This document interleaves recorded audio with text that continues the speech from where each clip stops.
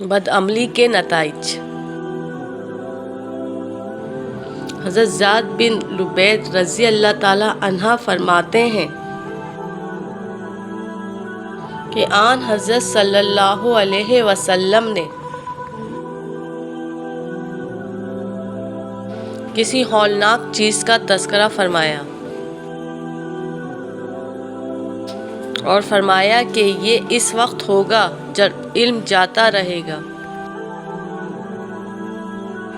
میں نے عرض کیا یا رسول اللہ،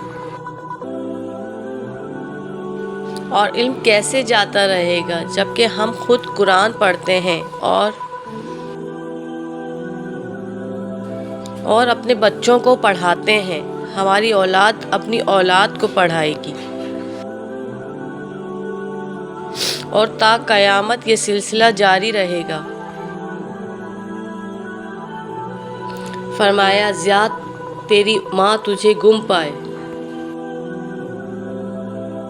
یعنی تو مر جائے، میں تجھے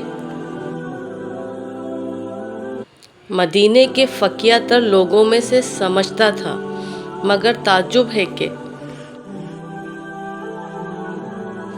تم تو اتنی سی بات کو بھی نہیں سمجھ پائے۔